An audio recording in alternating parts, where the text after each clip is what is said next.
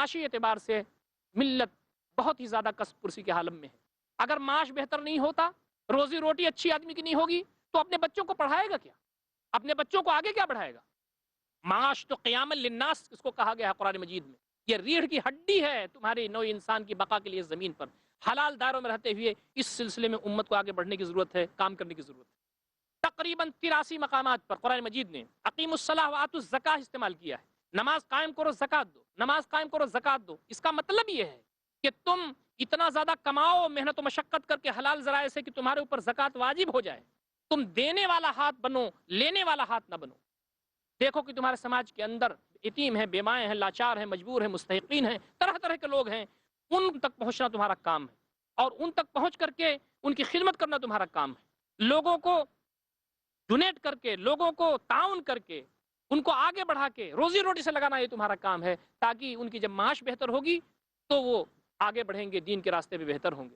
اسی لیے فرمایا گیا کہ تم اپنے اولاد کو خوشحال چھوڑ کر کے جاؤ، یہ زیادہ بہتر ہے اس سے کہ بدحال چھوڑ کر کے جاؤ۔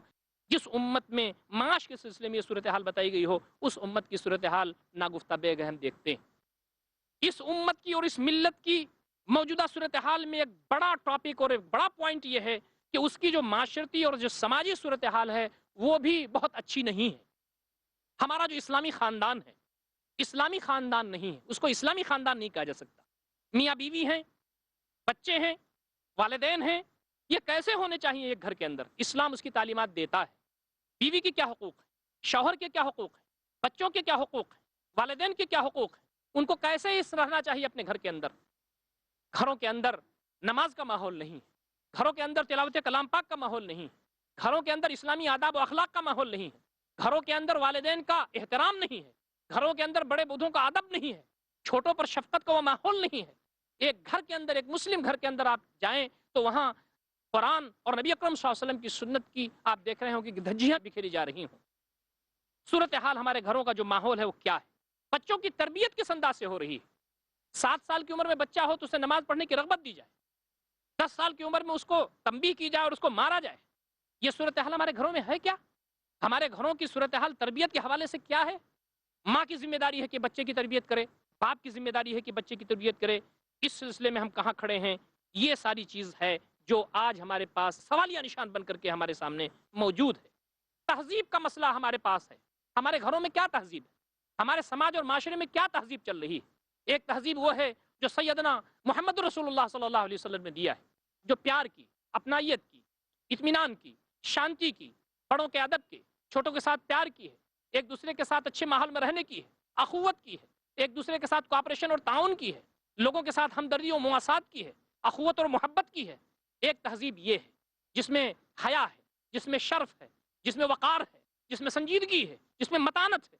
اور دوسری تہذیب بے حیائی کی تہذیب ہے، دوسری تہذیب ظلم و زیادتی کی تہذیب ہے، دوسری تہذیب ایک دوسرے کے ساتھ ظلم و ناانصافی کی تہذیب ہے، دوسری تہذیب لوگوں کے حقوق کے مارنے کی تہذیب ہے۔ یہ جو تہذیب اس وقت آ گئی ہے ہمارے پاس، بے حیائی کی تہذیب، مغربی کلچر، فیشن کی تہذیب، ہمارے پورے مسلمان خاندان کو، مسلمان سماج اور معاشرے کو اپنی لپیٹ میں وہ لیے ہوئے۔ ہم کہاں ہیں؟ ہمارا اٹھنا، ہمارا بیٹھنا، ہمارا سونا، ہمارا جاگنا، ہماری بچیاں، ہماری بچیوں کا لباس، ہمارے بچوں کا لباس، ہمارے بچوں کی ہیئر کٹنگ، یہ ساری چیزوں پر مغرب کی الغار، اس کی چھاپ۔ صورتحال ہماری امت کی یہ ہے کہ یہ امت محمدیہ صلی اللہ علیہ وسلم نہیں لگتی، نبی اکرم صلی اللہ علیہ وسلم کی امت نہیں لگتی، ایک دوسری امت لگتی۔ تو اب جو معاشرتی اور سماجی صورتحال ہمارے امت کی ہے، اس پر بھی سنجیدگی سے غور کرنا ہوگا۔ صلحاء امت کو آگے بڑھنا ہوگا، علماء کو آگے بڑھنا ہوگا، مصلحین کو آگے بڑھنا ہوگا، جو پڑھے لکھے لوگ ہیں ان کو آگے بڑھنا ہوگا، جن کے پاس شعور و سنجیدگی ہے ان کو آگے بڑھنا ہوگا، اور اس سلسلے میں اپنی ذمہ داریاں ادا کرنی ہوگی۔ رسم و رواج کا مسئلہ بھی ہمارے پاس ایک غیر معمولی اہمیت کا حامل ہو چکا ہے، ہم اس کے بندھن میں جکڑے ہوئے ہیں۔ شادی بیاہ کا معاملہ ہے، ایک بہت بڑا مسئلہ ہے۔ شادی بیاہ میں غیر مسلموں کو ہم نے پیچھے چھوڑ دیا ہے۔ ہمارے پاس منگنی موجود ہے، ہمارے پاس جہیز موجود ہے، ہمارے پاس شادی اور بارات موجود ہے، ہمارے پاس دیگر خرافات موجود ہے۔ یہ ساری خرافاتوں کے درمیان ہم وہ سارا کام کرتے ہیں۔ میں تو یہ بار بار یہ بات کہتا رہا ہوں کہ نبی اکرم صلی اللہ علیہ وسلم نے فرمایا ہے، صلو کما رأیتمونی وصلی۔ دوستو، ایک نازک مسئلہ ہے جو اس وقت چھڑا ہوا ہے۔ ہم خالص دنیا دار ہو چکے ہیں۔ نبی اکرم صلی اللہ علیہ وسلم نے فرمایا تھا کہ تنکح المرأة لأربع، لمالها لجمالها لحسبها فاظفر بذات الدین تربت یداک۔ کسی بھی لڑکی سے شادی کی جاتی ہے 4 چیزوں کی بنیاد پر، اس کے مال کی بنیاد پر، اس کی خوبصورتی کی بنیاد پر، اس کی حسب کی بنیاد پر، اور اس کے دین کی بنیاد پر۔ دینداری کو تم ترجیح دینا، خوش و خرم رہو گے۔ آج ہم نے دینداری کو کنارے ڈال دیا، خوبصورتی، مال اور حسب نے سب کو سب سے آگے رکھا ہے۔ آج ہمارا گھر جہنم نشان بن چکا ہے، وہاں پر نہ بڑوں کا ادب ہے نہ چھوٹوں سے پیار ہے۔ قربان جائیے حضرت عمر رضی اللہ تعالیٰ عنہ کے اخلاق و کردار پر۔ رات میں گشت کرتے ہیں آپ، ایک جگہ ٹھہرتے ہیں، اندر سے گھر سے آواز آتی ہے، ماں کہتی ہے اٹھو دودھ میں پانی ملا دو۔ بار بار کہنے کے بعد وہ کہتی ہے کیا عمر کوئی کھڑا ہے کیا؟ اس کا فرمان جاری ہوا ہے لیکن کیا عمر کوئی کھڑا ہے کیا؟ اٹھو دودھ میں پانی ملا دو۔ بچی یہ کہتی ہے کہ ماں عمر نہیں دیکھ رہا ہے تو کیا ہوا، وہ تو دیکھ رہا ہے جو سب کو دیکھ رہا ہے۔ حضرت عمر اس بچی کو اپنے لڑکے کے لیے چن لیتے ہیں اور اپنی بہو بنا لیتے ہیں۔ یہ اخلاق، یہ دین کا کردار، یہ ہے جو ہمارے زندگیوں میں جس کے آنے کی ضرورت ہے۔ شادی بیاہ بہت آسان تھا ہمارے دین میں، ہم نے اس کو بہت مشکل کر دیا ہے۔ آج کتنی بچیاں ہیں جن کی شادیاں نہیں ہوتی۔ حیدرآباد کا سینسس یہ بتاتا ہے کہ تقریباً 1 لاکھ بچیاں ایسی ہیں جو 40 سال کی عمر کراس کر گئی ہیں اور ان کی شادی نہیں ہوتی، اس لیے کہ وہ ساری ریکوائرمنٹ، جو وہ جھمیلے جو ہم نے اپنے اوپر ڈال رکھا ہے بیڑیوں کی شکل میں، اس کی وجہ سے ہم اس میں پریشان ہیں۔ شادی کتنا آسان ہے، شادی کتنا آسان ہے، نبی اکرم صلی اللہ علیہ وسلم اس کو کتنا آسان کیا۔ حضرت عبد الرحمن بن عوف رضی اللہ تعالیٰ عنہ نبی اکرم صلی اللہ علیہ وسلم کی مجلس میں آئے۔ آپ نے کہا کہ عبد الرحمن یہ تمہارے کپڑے پر یہ رنگ کیسا ہے؟ کہا اللہ کے رسول میں نے شادی کر لی۔ کہا تم نے شادی کر لی ہے تو پھر اگر تم نے شادی کر لی ہے تو اولی مولو شاہ، تو تم ولیمہ کر لو، چاہے کوئی ایک بکری ہی کیوں نہ ہو۔ ایک صحابی، وہ بھی جلیل القدر صحابی، شادی کرتا ہے، نبی اکرم صلی اللہ علیہ وسلم کو نہیں بلاتا، اس لیے کہ وہ سمجھتا ہے کہ میرے سیدنا نے جو مجھے طریقہ بتایا ہے وہ آسان طریقہ ہے۔ فنڈامنٹل نیڈز اسلام میں جتنی بھی ہیں سب بہت ہی آسان بنائی گئی، یہ بہت ہی وافر مقدار میں بہت آسانی کے ساتھ بنائی گئی۔ یہ ہوا ہے، یہ پانی ہے، دیگر چیزیں ہیں۔ آدمی کی جنسی خواہش اور اس کی نسل کا آگے بڑھنا، یہ انسان کی بنیادی ضرورت ہے۔ اللہ رب العزت نے ان دونوں چیزوں کے لیے شادی کو ضروری قرار دیا ہے۔ نبی اکرم صلی اللہ علیہ وسلم سے فرمایا کہ فرما دیجئے کہ میری سنت ہے۔ تجرد کی زندگی گزارنا ٹھیک نہیں ہے، لیکن ہم نے اس کو بہت ہی مشکل بنا دیا ہے۔ کام تو بڑا آسان تھا، بنا دیا ہم نے اس کو بہت مشکل۔ نبی اکرم صلی اللہ علیہ وسلم بیٹھے ہیں، صحابہ کرام پروانوں کی طرح گھیرے ہوئے ہیں۔ ایک عورت آتی ہے، وہ کہتی ہے اللہ کے رسول میں اپنے آپ کو ہیبہ کرتی ہوں آپ کو۔ قرآن مجید میں ہے کہ اگر کوئی عورت اپنے آپ کو ہیبہ کرے اللہ کے رسول تو آپ اس سے شادی کر سکتے ہیں، یہ آپ کے لیے خاص ہے مومنوں کے مقابلے میں، خالصۃ لک من دون المومنین۔ آپ کو ضرورت نہیں تھی، آپ نے اعراض فرمایا۔ ایک صحابی نے کہا اللہ کے رسول میری شادی فرما دیجیے۔ آپ نے کہا تمہارے پاس کچھ ہے؟ کہا اللہ کے رسول میرے پاس کچھ نہیں ہے۔ کہا کہ تمہیں مہر تو کچھ بنانا نہیں پڑے گا، مہر ڈھونڈ لو، مہر بہت ضروری ہے، ایجاب قبول کے ساتھ مہر بہت ضروری ہے۔ ڈھونڈ کے لاؤ، ولو خاتم من حدید، چاہے لوہے کی ایک چھلا، ایک انگوٹھی کیوں نہ ہو، اس کو ڈھونڈ کے لاؤ۔ وہ گئے بیچارے، انہوں نے ڈھونڈا، لوہے کی انگوٹھی اور چھلا بھی ان کو نہیں ملا۔ وہ آئے، انہوں نے کہا اللہ کے رسول مجھے لوہے کی انگوٹھی بھی نہیں ملی۔ آپ نے کہا کیا تمہیں فلاں فلاں فلاں صورتیں یاد ہیں؟ کہا اللہ کے رسول فلاں فلاں صورتیں مجھے یاد ہیں۔ کہا میں نے تمہارا نکاح اس عورت سے اس مہر پر کیا کہ تم یہ صورتیں اس عورت کو سکھا دینا۔ سبحان اللہ، یہ آسانی جو دین میں موجود ہے، اگر ملت اسلامیہ، ملت کے لوگ اپنے ہاں اس کو رائج کریں تو یہ چیز انشاءاللہ ان کو خود امن و سکون دے گی اور نمونہ دے گی ان غیر مسلم بھائیوں کے لیے جو خود اس سے جوجھ رہے ہیں۔ لیکن میں یہ بات یہاں کہنا چاہتا ہوں کہ دین پر چلنا بزدلوں کا کام نہیں، دین کی تعلیمات کو عام کرنا بزدلوں کا کام نہیں، شادی بیاہ کی رسوم و رواج کو ختم کرنا یہ بزدلوں کا کام نہیں ہے، یہ جرأت مند لوگوں کا کام ہے، ہمت والے لوگوں کا کام ہے۔ اللہ اس کے رسول پہ ایمان لانے والے بزدل نہیں ہوتے، وہ بھروسہ رکھتے ہیں اپنے رب پر، وہ اللہ رب العزت کے دین کی سربندی کے لیے کام کرنے والے ہوتے ہیں۔ اب اس کے ساتھ ساتھ ہم یہ دیکھیں کہ آج لڑکیوں کے حق کو نہیں دیا جاتا سماج کے اندر۔ ایک شخص مرتا ہے، اس کے لڑکے ہیں اگر تو لڑکے بانٹ لیتے ہیں میراث کو، لڑکی کو اس کا حصہ نہیں ملتا۔ قرآن مجید میں یہ بات صاف بتائی گئی ہے کہ کیا حق لڑکے کا ہے کیا لڑکی کا ہے۔ لڑکے کا حق ڈبل ہے، لڑکی کا حق سنگل ہے، اور اس کو اس حساب سے، جس حساب سے وہ خاتون ہے، اس کو اس کا حصہ شریعت نے متعین کر دیا ہے، قرآن مجید میں اس کی تفصیلات طے کر دی گئی۔ لیکن ہمارے سماج کے اندر ایک مستقل مسئلہ ہے کہ ہم بہنوں کو حصہ نہیں دیتے۔ آگے قرآن مجید میں بتایا گیا ہے جو اللہ تعالیٰ کی حدود کو توڑے گا، اللہ اس کے رسول کی اطاعت نہیں کرے گا، نافرمانی کرے گا، حدود کو توڑے گا، قیامت کے دن جہنم میں جلے گا۔ کتنی بڑی وعید ہے، لیکن ہم اس چیز کو ہم نے روا رکھا ہے، ہم خالص دنیا دار لوگ ہو چکے ہیں۔ میں آپ کے سامنے یہ بات رکھنا چاہتا ہوں، اخلاقی برائیاں بھی طرح طرح سے ہمارے سماج اور معاشرے میں آ گئی ہیں۔ غیر مسلموں سے ہم نے سیکھا ہے، مغربی تہذیب سے ہم نے سیکھا ہے، ناانصافی ہمارے سماج میں موجود ہے، ہم اپنے گھروں میں ناانصافی کرتے ہیں، ہم سماج اور محلے میں ناانصافی کرتے ہیں، ہم بچے اور بچیوں میں ناانصافی کرتے ہیں، شراب ہے، دیگر محرمات ہے، اس کا بھی چلن ہمارے پاس عام ہو چکا ہے۔ یہ ساری وہ خرابیاں ہیں جس کے لیے اس امت کو برپا کیا گیا تھا کہ یہ اٹھے اور آگے بڑھ کر کے اس کو دور کرے. تم اسی لیے برپا ہی کیے گئے تھے کہ تمہارا کام بھلائیوں کو فروغ دینا تھا, برائیوں سے روکنا تھا. لیکن آج یہ امت بھلائیوں کو پھیلانے کے بجائے برائیاں اپنے اندر در کر رہی ہے. اس کو کوئی روکنے اور ٹوکنے والا نہیں ہے. صورتحال غیر معمولی ہو چکی ہے. یہ صورتحال ایسی ہے جس سے ہمیں نکلنا ہوگا. قرآن مجید میں ارشاد ہے, یا ایھا الذین آمنوا قوا انفسکم واہلیکم نارا, اے لوگوں جو ایمان لائے ہو تم اپنے آپ کو اور اپنے اہل عیال کو جہنم کی عذاب سے بچاؤ. یہ دنیا ایک دن ختم ہونے والی ہے. ہمیں اپنے رب کے سامنے حاضر ہونا ہے, انہیں حساب کتاب دینا ہے. جو شخص کامیاب ہو گیا اسے جنت ملے گی. فمن زحزح عن النار وادخل الجنۃ فقد فاز وما الحیاۃ الدنیا الا متاع الغرور. جہنم سے جو بچا لیا گیا, جنت میں جو داخل کر دیا گیا, وہ کامیاب ہو گیا. اور دنیا, یہ دنیا تو ایک دھوکے کی ٹٹی ہے, آنکھ بند ہونے والی ہے. 40 سال 60 سال 65 سال کی زندگی پیچھے گزری, ایک افسانہ لگتا ہے, ایک خیال و خیال کی دنیا لگتی ہے. ایک دن تم اپنے رب کے سامنے حاضر ہونے والے ہو. یا ایھا الانسان انک کادح ربک کدحا فملاقیہ, اے انسان تو کشا کشا اپنے رب کی طرف جا رہا ہے, ایک دن اس سے تم ملنے والا ہے.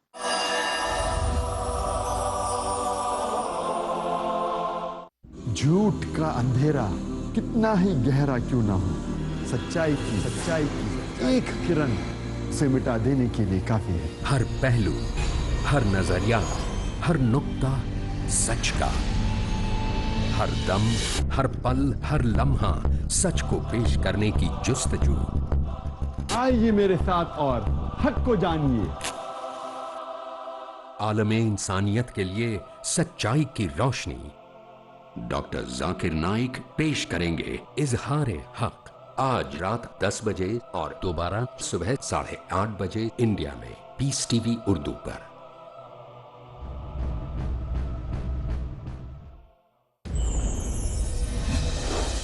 کیا آپ کے ذہن میں ہے کچھ شکوک و شبہات؟ تو پھر دیکھیے پیس ٹی وی اردو پر حافظ مامون کے سوالات اور میرے جوابات.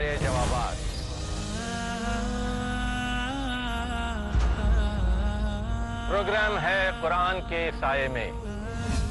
میں ہوں خلیل الرحمان چشتی. جانیے زندگی کا وہ مکمل نظریہ جس میں اللہ نے بیان کیے ہیں احکامات, دونوں جہان کی کامیابی کے بارے میں, قرآن کے سائے میں. اگلا پروگرام پیس ٹی وی اردو پر.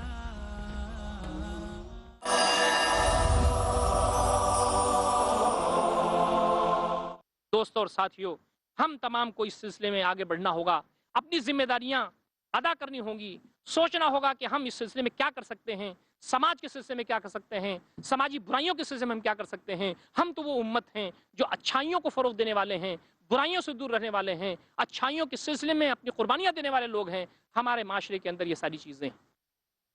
دین کے حوالے سے آپ نے دیکھا, تعلیم کے حوالے سے آپ نے دیکھا, معاش کے حوالے سے آپ نے دیکھا, سماج اور معاشرے کے اندر جو کچھ اچھائیاں اور برائیاں ہو سکتی ہیں اس کے حوالے سے دیکھا.